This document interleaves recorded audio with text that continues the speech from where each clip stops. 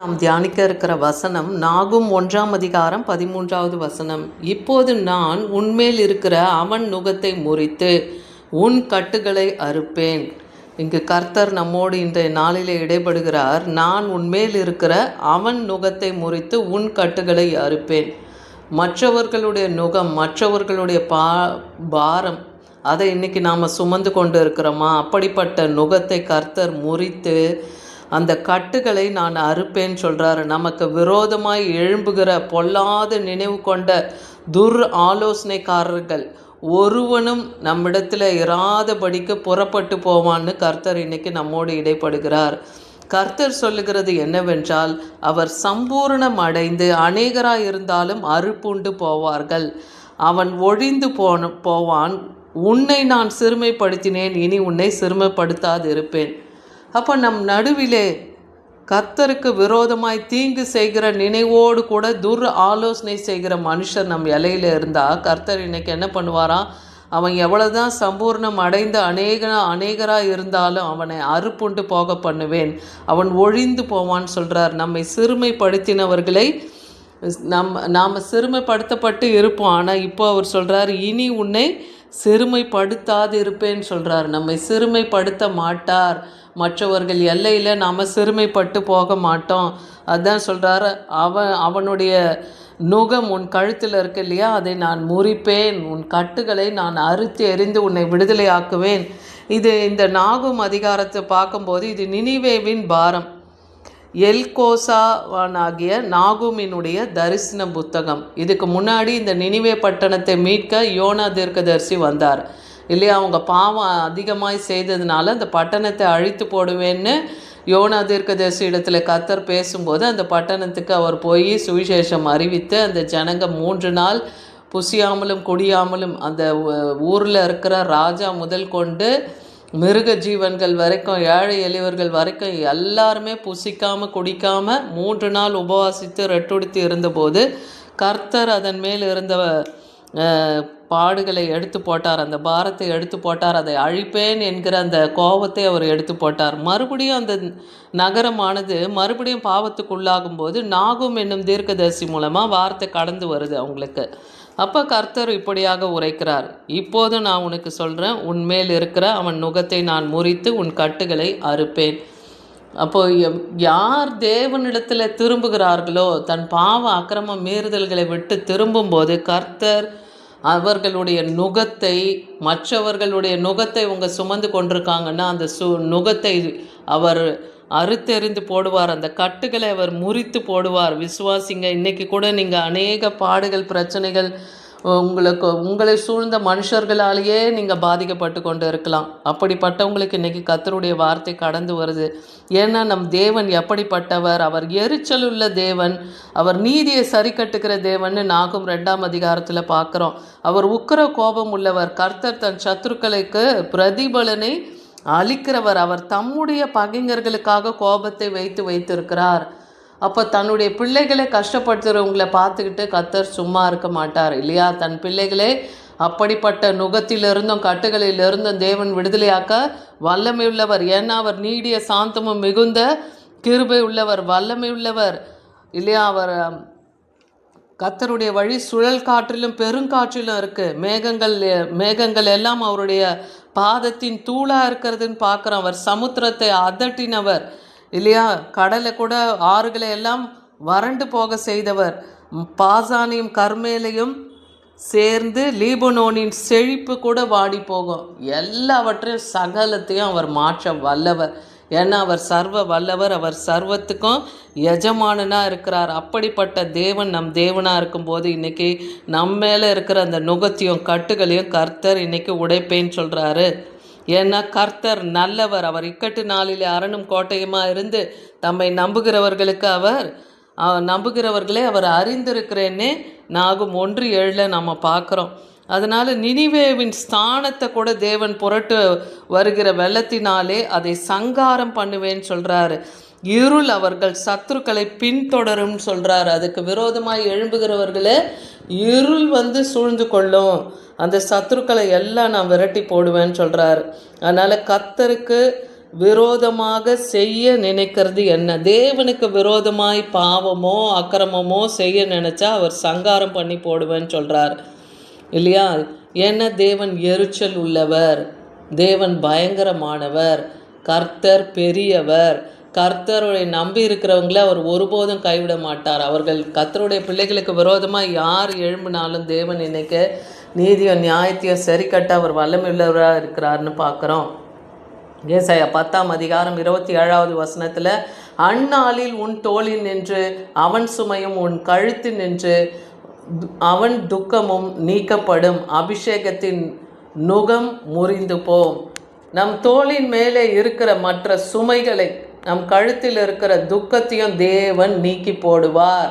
அப்படிப்பட்டவர்களுடைய நுகம் எப்போ முறியும்? அபிஷேகத்தினால்தான் நுகம் முறியும். அபிஷேகத்தில் நாம் நிரம்பி ஜபிக்கும் போது மற்றவர்களுடைய நுகத்தை, மற்றவங்களுடைய பாவ அக்கிரமத்தை நாம் இனி சுமக்க வேண்டியதில்லை இல்லையா?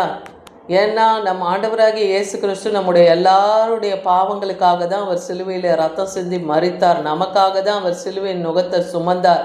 அவர் சாந்தமும் மனத்தாழ்மையுமா இருந்தார். என்னுடைய சிலுவை சுமந்து கொள்ளுங்கள், அது உங்களுக்கு எப்படி இருக்கும்? என்னுடைய சுமை லகுவாக இருக்கும், என்னுடைய நுகம் மெதுவாக இருக்கும்னு சொல்கிறார். அப்போ கிறிஸ்துவின் சிலுவையை நாம் சுமந்து கொள்ளுகிறவர்களாக இருக்கணும். கர்த்தர் இன்னைக்கு நம்முடைய தோளின் கழுத்தின் மேலே இருக்கிற அந்த துக்கத்தை நீக்கி அது அபிஷேகத்தினாலே அதை முறித்து போடுவேன்னு இன்னைக்கு நமக்கும் வாக்கு பண்ணுறார். ஏசாயா 9:4 பார்க்குறோம், மீதியானியருடைய நாளில் நடந்தது போல அவர்கள் சுமந்த நுகத்தடியும் அவர்கள் தோளின் மேல் இருந்த மெலாட்சியும் அவர்கள் ஆலோட்டிகளுடைய கோலையும் முறித்து போட்டீர்னு வேதவசனம் சொல்லுது. மீதியானியர்களும் இஸ்ரவேல் ஜனங்களை அவங்க துன்பப்படுத்தி வந்தபோது கர்த்தர் அந்த நுகத்தடிகளை அவர்கள் தோளின் மேல் இருந்தும் மிலாற்றினாலே அவர்கள் துன்புறுத்தப்படும் போது ஆலோட்டிகளின் கோலை எல்லாம் தேவன் முறித்து போட்டார்னு பார்க்குறோம். எகிப்தில் இஸ்ரவேல் ஜனங்க ஆலோட்டிகளினாலே துன்புறுத்தப்பட்ட போதும் மோசேவை கொண்டு தேவன் அவர்களை அந்த எல்லையை விட்டு விடுதலையாக்கி கொண்டு வந்தார் இல்லையா? இன்னைக்கு தேவன் அடிமைத்தனத்தின் நுகம் நமக்கு இருக்கா? மற்றவர்கள் நுகத்தை நாம் சுமக்கிறோமா? இன்னைக்கு கர்த்தரிடத்தில் நாம் திரும்புவோம். தேவன் நம் நுகத்தடிகளை எடுத்து போடுவார். ஏன்னா பூர்வ காலம் துவங்கி நான் உன் நுகத்தடியை முறித்து உன் கட்டுகளை அறுப்பேன்னு எரேமியா தீர்க்கதரிசிக்கு சொல்லியிருக்கிறார். நான் அடிமைப்படுவதில்லை என்று நீயும் சொன்னாய். அப்போ நாம் இன்னைக்கு சொல்லுவோம், மற்ற மனுஷர்களுக்கு நாம் ஏன் அடிமை கொள்ள வேண்டும் இல்லையா? மனுஷர்களுக்கு நம்ம அடிமைப்பட தேவையில்லை. அப்படிப்பட்ட காரியம், அப்படிப்பட்ட நுகம் இன்னைக்கு நம்ம சுமக்கிறோன்னா அதை இன்னைக்கு தேவனிடத்தில் ஒப்பு கொடுத்து அபிஷேகத்தினாலே அந்த கட்டுகளின் நுகத்தையும் இந்த நாளில் நாம் அறுத்தெறிந்து போடுவோம். கர்த்தரிடமாய் நாம் திரும்புவோம். நம் பாவ அக்கிரமங்களை விட்டு திரும்பும்போது தேவன் நம்மை தன்மிடமாய் அவர் சேர்த்து கொள்ளுவார். ஏன்னா சங்கீதம் 107:14 பார்க்குறோம், அந்தகாரத்திலும் மரண இருளிலிருந்து அவர்களை வெளிப்பட பண்ணி அவர்கள் கட்டுகளை அறுத்தார்னு பார்க்குறோம். இன்றைக்கி அந்தகாரத்திலையும் மரண இருளின் பிடியில் நாம் இருந்தாலும் தேவன் நம் கட்டுகளை அறுத்து போடுவார். அந்த இருளிலிருந்து நம்மை வெளிப்பட பண்ணுவார். நீங்கள் அழுகையோடு கண்ணீரோடு புலம்பலோடு தேவனுடைய சமூகத்தில் வரும்போது கர்த்தர் உங்களுடைய பாடுகளிலிருந்து இக்கட்டுகளிலிருந்து உங்களை நீங்களாகி ரட்சிப்பார். ஏன்னா அவர் வெண்கல கடவுகளை உடைத்து எருப்பு தாழ்பால்களை முறித்தார் என்றே பார்க்குறோம். அவருடைய கிருபையின் நிமித்தம் மனுப்புத்தருக்கு அவர் செய்யும் அதிசயங்கள் நிமித்தம் நாம் இன்றைக்கும் தேவனை துதிக்கிறவர்களாக இருக்கணும். ஏன்னா தேவன் இரக்கம், நீடிய சாந்தம், மிகுந்த கிருபையுள்ள தேவனாக இருக்கிறார். அவர் பாவத்தை பாராத சுத்த கணராக இருக்கிறார். அவர் அக்கிரமங்களை வெறுக்கிறார் இல்லையா? அநியாயக்காரங்களை எல்லாம் அவர் வெறுக்கிறார். அவர் நியாயத்தை தான் விரும்புகிறார். அதனால் ஏன்னா நம் தேவன் சமாதான காரணர்னு மிக 5:5 பார்க்குறோம். அதனால் அசிரியன் நம்முடைய தேசத்தில் வரும்போது நம்முடைய அரண்மனைகளை அவன் மிதிக்கும் போது 7 மேய்ப்பரையும் மனுஷரில் 8 அதிபதிகளும் அவனுக்கு விரோதமாய் நிறுத்துவேன்னு சொல்கிறார்.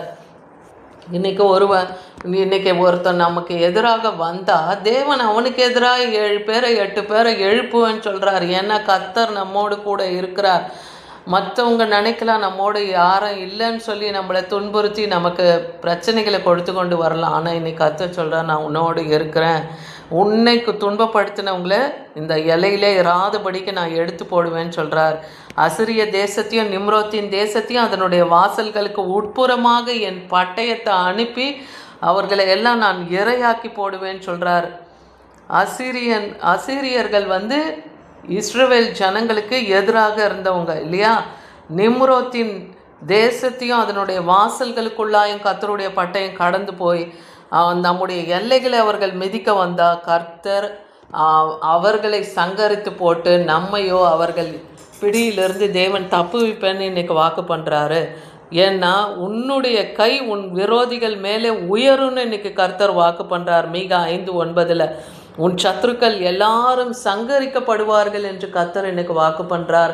அதனால் நீங்கள் வேலை செய்கிற எல்லையாகட்டும், குடியிருக்கிற எல்லையாகட்டும், பிள்ளைகள் படிக்கிற எல்லை எதுவாக இருந்தாலும், யார் பிள்ளைகளுக்கு விரோதமாய் குடும்பத்துக்கு விரோதமாய் எழும்பினாலும் தேவன் உங்கள் சத்துருக்களை எல்லாம் சங்கரித்து போட அவர் வல்லமையுள்ளவர். அன்னைக்கு நினிவே பட்டணத்துக்கு இந்த வார்த்தையை கொடுத்தார். இன்னைக்கு கர்த்தருடைய ஜனங்களாகிய நமக்கும் தீர்க்கதரிசி நாகும் மூலமாக இந்த வார்த்தை கடந்து வருது. ஏன்னா கர்த்தர் பழி வாங்குகிறவர், நானே பதில் செய்வேன்னு சொல்கிறாரு. அதனால் நீங்கள் பொறுமையாய் காத்திருங்க. கர்த்தர் உங்களுக்காக யுத்தத்தை செய்து ஜெயத்தை தருவார்.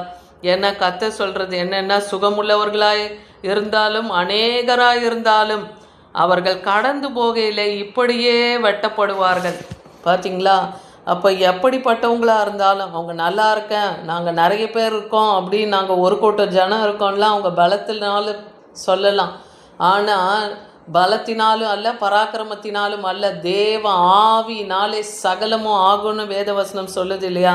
அப்படிப்பட்ட காரியங்களை, அப்படிப்பட்ட நுகத்தை இன்றைக்கு தேவன் நம்மிடத்தில் இருந்து முறித்து நம் கட்டுகளை அறுப்பேன், உன்னை ஒடுக்கினவர்களின் பலத்தை நான் ஒடுக்கி போடுவேன்னு இன்னைக்கு வாக்கு பண்ணுறார். விசுவாசிங்க, தேவனை நோக்கி முறையிடுங்க.